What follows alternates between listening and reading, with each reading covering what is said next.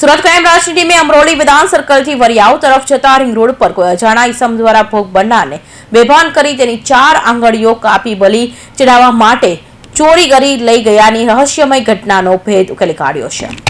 સુરતમાં 4 દિવસ અગાઉ એક યુવકની 3 આંગળી કાપીને ચોરી લેવામાં આવી હોવાનો વિચિત્ર કિસ્સો બહાર આવ્યો હતો। વાત એમ છે કે મયુરભાઈ ધનેશ યામાભાઈ તારપરા વરાછા મેનેજર ખાતે અનબ જેમ્સ પ્રાઇવેટ લિમિટેડમાં નામના હીરાના કારખાનામાં એકાઉન્ટ તરીકે નોકરી કરતો હતો। ગઈ તારીખ 8 ડિસેમ્બરની રાત્રે મિત્રને મળવા રિંગ રોડ પર આવેલા વેદાંત સર્કલ પાસે ગયો હતો। યુવકે મિત્રની 1 કલાક રાહ જોઈ હતી, પણ તેનો મિત્ર આવ્યો ન હતો। ત્યારબાદ મિત્રએ ફોન પર પોતે નહીં આવી શકે તેમ કહ્યું હતું। ત્યારબાદ યુવકે તેના ઘરે જતો હતો ત્યારે રસ્તામાં લઘુશંકા લાગતો ઊભો રહ્યો હતો, જે બાદ તેને ચક્કર આવ્યા હતા અને બેભાન થઈને પડી ગયો હતો। જ્યારે તે ભાનમાં આવ્યો ત્યારે હાથની આંગળીઓ ગાયબ હતી। આ જોઈ ખૂબ પરેશાન થઈ ગયો હતો। તેણે તાત્કાલિક આ અંગે મિત્રને જાણ કરી હતી।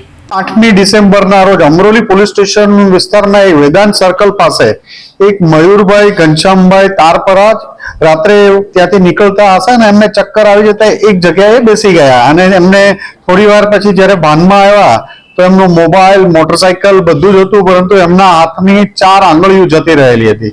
આ બાબતની એને તેમના મિત્ર તુરંત જાણ કરતા હોસ્પિટલ લઈ ગયા, કિરણ હોસ્પિટલમાં સારવાર કરાવી।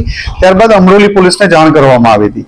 પ્રાથમિક દ્રષ્ટિએ કોઈ તાંત્રિક વિદ્યા કે એના માટે આંગળીઓ કાપી હોય એવું લાગતું હતું, પરંતુ જ્યારે ભોગ બનનારની પોલીસ દ્વારા વારંવાર પૂછપરછ કરતા એણે એવું કન્ફેશન કર્યું કે એ વરાછામાં એક અનસ જ્વેલર્સ છે, અનબ જ્વેલર્સ, ત્યાં કોમ્પ્યુટર ઓપરેટર તરીકે નોકરી કરતો હતો।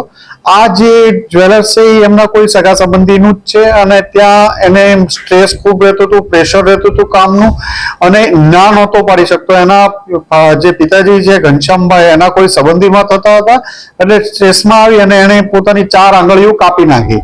આ 4 આંગળીઓ પોતે જ એના 4 દિવસ પહેલા એટલે કે 4મી યા 5મી તારીખ આજુબાજુ પોતે જાતે છરો લેવા ગયેલો। એ દુકાનેથી છરો લઈ અને 2 વાર પોતાની આંગળીઓ, પહેલી વાર કાપી તો 3 આંગળીઓ કપાણી, ફરીથી 4થી વાર બીજી વાર ઘા મારી અને 4થી આંગળી પણ એક સાથે કાપી અને પાણીમાં નજીકમાં એક બેગમાં આ બંને આંગળીઓ અને બધું ફેંકી દેવામાં આવ્યું હતું પાણી આગળ। આજે બંને આંગળીઓ પણ 3 જેટલી અમને મળી આવી છે, પણ હવે એની જે પરિસ્થિતિ છે એનાથી જોડાવાની શક્યતા ડોક્ટર પાસે લઈ જઈએ છીએ, શક્યતા ઓછી લાગે છે। એટલે સ્ટ્રેસમાં આવીને આ માણસે આ કૃત્યુ કરે ભોગ બનનારે કરેલાનું જણાવે છે।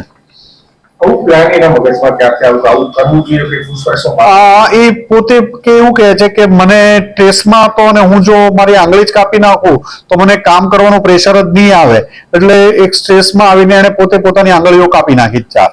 સર, આ વાત કેટલી ઘરે ઉતરેલી છે, કારણ કે કોઈ પોતાની આંગળી શા માટે અમે નહોતી થતું, અમે વારંવાર ખાતરી કરી, એની વાત ઉપરથી વિશ્વાસ નતો બેસતો, પણ પછી એને જ્યાંથી છરો ખરીદ્યો હતો એ જગ્યાએ ખાતરી કરી એટલે છરો મળી આવ્યો। જે વેચનાર છે એ માણસે કીધું કે આ ભાઈએ જ અહીંથી છરો લઈ ગયો હતો, એણે જે જગ્યાએ છરો ફેંક્યો હતો ત્યાંથી છરો પણ મળી આવ્યો અને પાણીમાંથી 3 આંગળીઓ પણ મળી આવી છે।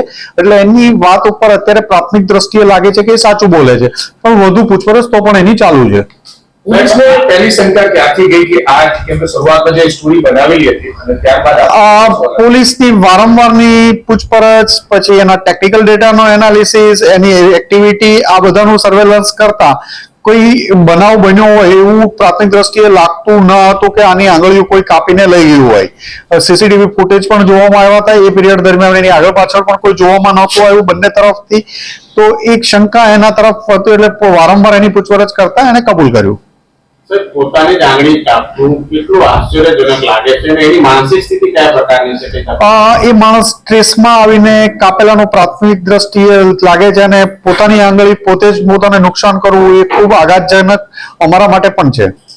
પોલીસને ગુમરાહ કરવાનું પાછળ કારણ શું હશે? કેમ કે પોલીસને જાણ કરે છે અને પછી જેમ મેં કીધું કે એની માનસિક અવસ્થા અમે એને સાયકોલોજીસ્ટ પાસે પણ એપ્રોચ કરીને કરાવશું અને એની સારવાર પણ એકવાર પૂછીને કરાવશું કે કારણ ચોક્કસ એને કયા સ્ટ્રેસમાં કયા લેવલનું હતું કે પોતાની આંગળી કાપવાનો પ્રયત્ન, આંગળી કાપી નાખી। સર, આંગળી ક્યાં કાપી?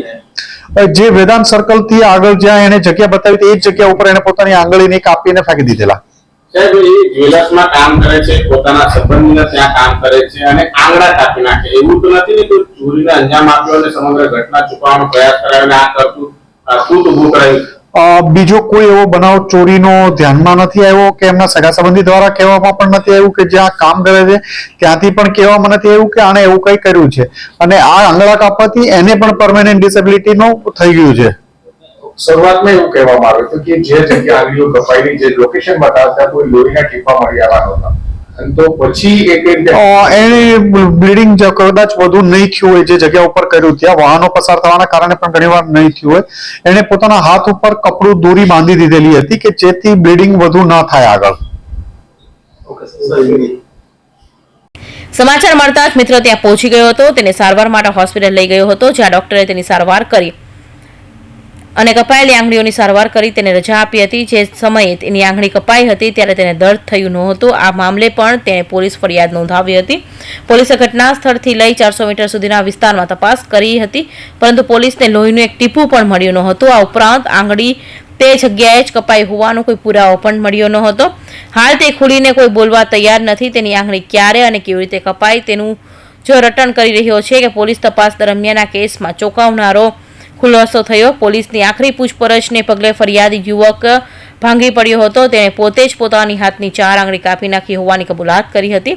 યુવકની કબૂલાતથી પોલીસ ચોંકી ઉઠી હતી. કોઈ પોતાની જ આંગળીઓ કેમ કાપી નાખે તે સવાલ પોલીસને સતાવી રહ્યો હતો. આ સવાલનો જવાબ આપતા યુવકે કહ્યું કે તે પોતે એકાઉન્ટ તરીકે નોકરી કરતો હતો, જે તેને બિલકુલ પસંદ નહોતી. તે નોકરી કરવા માંગતો નહોતો. નોકરી ન કરવી પડે એટલે 4 આંગળીઓ કાપી નાખી હતી.